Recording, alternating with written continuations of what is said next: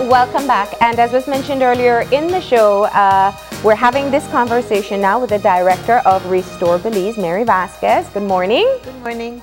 And Mary, of course, this is an opportunity for us very early in the year to catch up on some of the work that Restore Belize has been doing, right? Yes. So let's just take it back to the beginning in terms of the original idea and why Restore Belize was established, right? Yes. So at the time that Restore Belize was established, there was a large spike in murders, and there was a trend of increasing urban violence. Mm-hmm.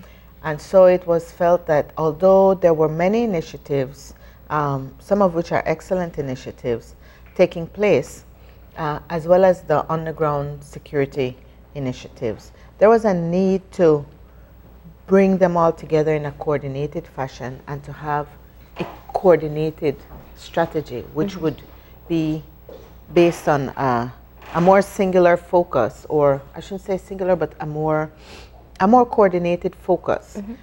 to maximize the investments and to ensure that one activity wasn't actually counteracting another activity. Yeah. So that's how we came into being.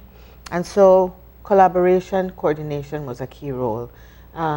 Mobilization of additional resources was a second role. New funds to invest in the programs, but also involving people, involving mm-hmm. private citizens, and working with new sectors, the NGO sector, the CBO sector, mm-hmm. that maybe sometimes weren't part of government initiatives. Yeah. So that's where we came on board. A third aspect of what we were meant to do was, where there were gaps, to try to identify not just resources, but innovation mm-hmm. in filling those gaps.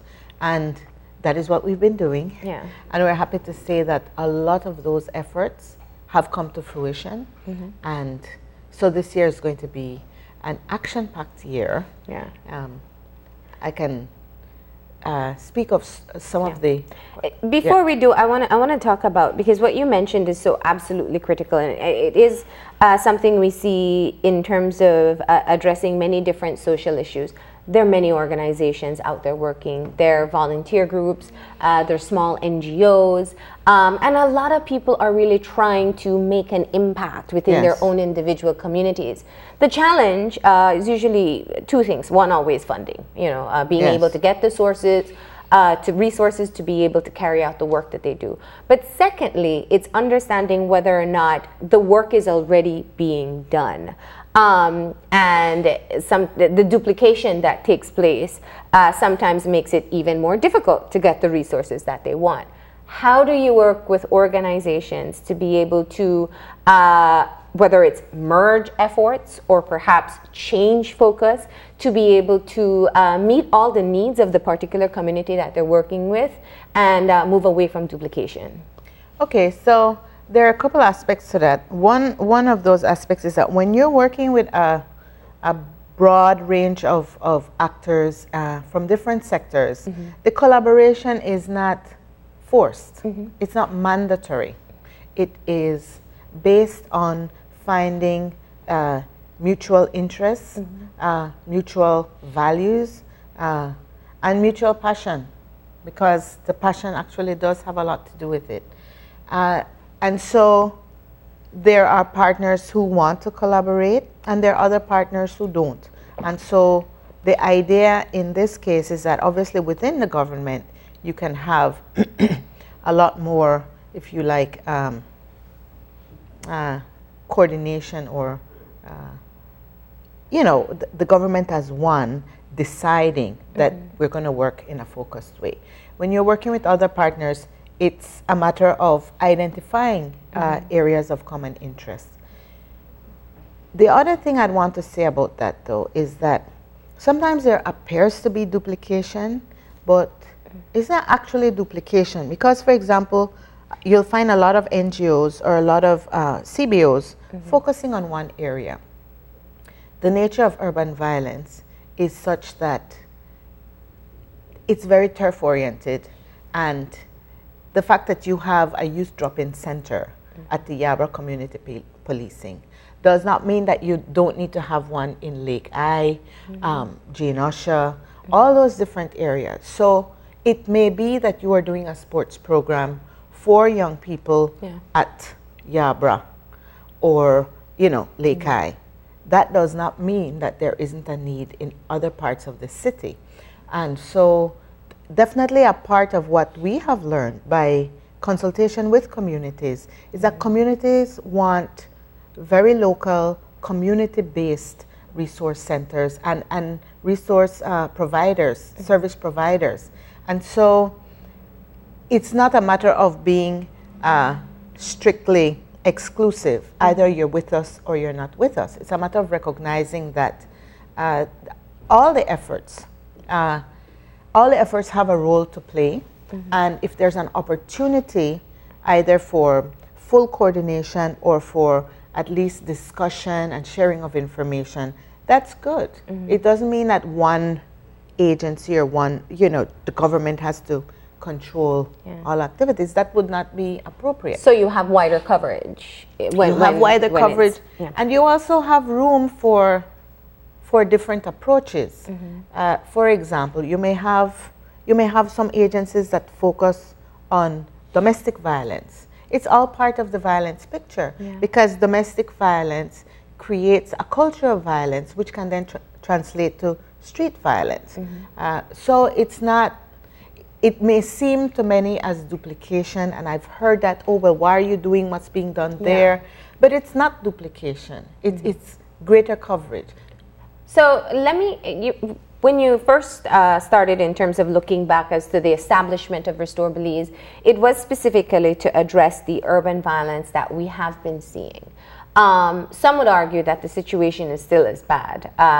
However, I know that over the course of time since the establishment of Restore Belize, you guys have undertaken to do some research to understand why we face the situation that we do in Belize. So let's look at some of the issues that have been identified and how Restore Belize, in coordination with the organizations that you work with, have been working to address those. Okay, so let me just clarify that the research on it really took place around the same time or just before the inception of Restore Belize. So our plan is based on that. We did not conduct that research ourselves. This was with the Herbert Gale report, yes. So that started before Restore Belize, and it was finishing off when Restore Belize was starting. And so our activities are definitely informed by that understanding of the situation on the ground. Experience has also taught us quite a bit. So one of the things is that what you see on the street does not begin on the street. It begins in the home, and it actually begins from the child is born. There's the personal development of a human being that really starts at birth. Some would argue in the womb, but let's start at birth. And so the answer, or if you like, the premise of the solution has to be in the development of law-abiding, productive citizens from the start of their lives. And so what we have focused on is addressing the root causes. Now, if you're focusing on the root causes, that takes a while to mature. That takes a while to have an impact.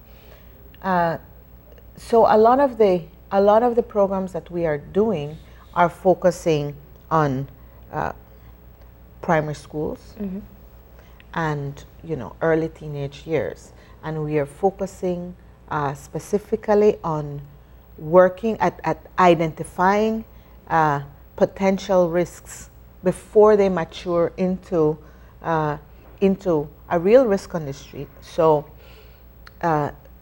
Restore Belize is coordinating. How do you, especially when you're working with younger children? I say oftentimes when we have this conversation that our public tends to be a bit schizophrenic when it comes to or at-risk population. There's a level of sympathy when they know something has been done to them, but when the challenges that they faced in life manifest in particular behavior, we're ready to shun them once again. Yes. And so, as you mentioned, the crucial area is being able to either prevent the atrocities from taking place, or helping them overcome it and not take the path that they would naturally be led to. So let's talk about how you forge an intervention there. Well, first let me say that the Ministries of Health, Education, and Human Development are doing several different programs working with families from 0 to when they enter primary school. Restore Belize right now is implementing a coordinated effort with the Ministry of Education, Ministry of Human Development, and Ministry of Health to work with the primary schools to identify potential risk. And it's called the early warning system. And what it does is it lists academic flags, social flags, physical or health flags from as early as lower primary. So if you see that there is someone falling behind in terms of academic performance, if you see that there is change in behavior, indicating maybe some trauma at home, or maybe some situation at home that has become trying to the child, you address that at that time. So teachers are being trained in some pilot schools, in 3 pilot schools, to identify those. And there is also a lot of focus on just making sure that at the primary level, at those schools, there are enough resources and there's enough teacher training so that the children are in an environment that even prevents the risky situation and prevents the development into something more dramatic. At the upper primary level and the high school level, we have initiated programs. Well, we have programs running for a couple of years now, which focus on children who have been exposed to a considerable amount of violence and risk, and who have demonstrated behavior that definitely you can say is not leading them into the path of being productive and law-abiding citizens. So those programs are really based on building resiliency, which means that if these children have been exposed to specific negative factors in their lives, such as living in a violent neighborhood, living in a violent home, poor academic performance, then there would be mitigating positive factors. It is not possible to remove all these children from the environment. It's a matter of coping with the environment, processing whatever trauma there is, and also working with the home, because for children at that age, the home is still the most important environment. So these programs focus on all of that and try to help children then navigate that time of life, which really and truly is a time when children are being recruited into gang life. And I mean, we can recall when Dr. Gale gave his presentation and boldly said, hug your children, hug your boys. Yes, definitely. And it really underscores, I think, where there is a parenting gap as well. Have you done any work in assisting parents in vulnerable communities to kind of get them in tune with the needs of the children, especially the psychological needs? Yes. So the programs where we work with building resilience in children, we also work with the parents. And we started out giving, parent training. And we realized that the parents themselves had a lot of trauma to process, a lot of other issues that they're dealing with. And so we are now offering counseling services as well for those parents who need it. So we started focusing on the children and, had the parents on the side to say, training. But it ended up being a much deeper involvement with the parents. And the second thing that we're doing is that in many cases, there is actually a parent that is absent or, for whatever reason, not fulfilling that guiding role.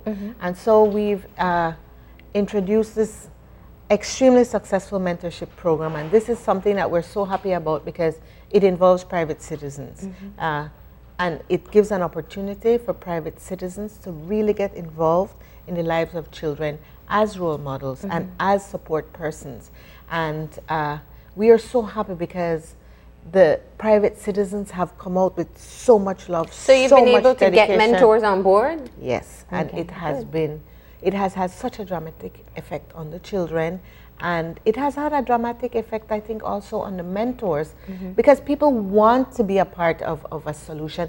They want to help, but it seems like such a big thing that what do I do? And if you say, okay, there's this one child that needs assistance, and you can really do that. And that has happened. And is it financially caring for the child, or is it more of being a part of their support system? It's being a part of the support system. In fact, with the mentorship program particularly, we advise the mentors not to get involved financially. And because there are other social services for that. And there, you know, even at Restore Belize, there's you know, we have a scholarship program, and we have other support services, and the Ministry of Human Development has support services for families in need. So the mentor's role is a personal role. It is not a financial role. Now, Mary, let me, obviously, as I pointed out earlier, people look at the situation of crime in the city and say, well, nothing's changed. And that leads to people being overly critical of organizations like Restore Belize, especially since you do get some funding from the government as well. What do you say to people who say, well, you were there to change the situation of crime and violence in the city, but we're not seeing that as yet? Okay, well, let me say that there are specific initiatives to work directly with gangs, which, if you just look at the numbers, you will see that there have been years where there have been significant decreases. And then there's always, you know, sometimes a year where there's a spike in that. That is a typical scenario for cities that deal with this type of urban violence. Some of the most well-resourced cities in the world have that phenomenon. And it's really because you have to start at the root. It is very difficult to change. It is increasingly difficult to change behavior as a human being gets older. But I have to commend the work of CYDP. CYDP works behind the scenes, but they have had a dramatic effect on holding down the level of crime, and also in keeping very strong relationships with the neighborhoods, so that they are able to get into the neighborhoods and understand what is happening there.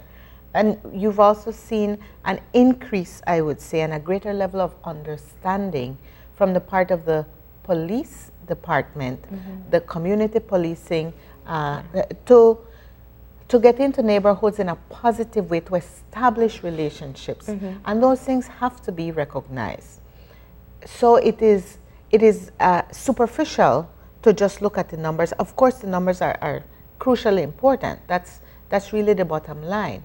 But it's also important to recognize, that this is not a short-term problem. This is not a problem with one aspect to it. There's so many aspects, so many externalities that impact the situation, that really, to get an understanding of what is happening and what the impact is, you have to get deeper into it. So, and with that said, how do people get involved if they want to, instead of being observers to the problem, to get involved and make a difference? How can people get involved through Restore Belize?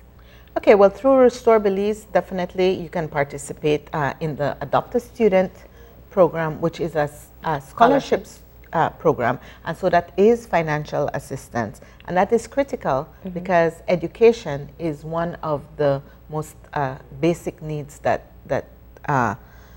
is not being fulfilled.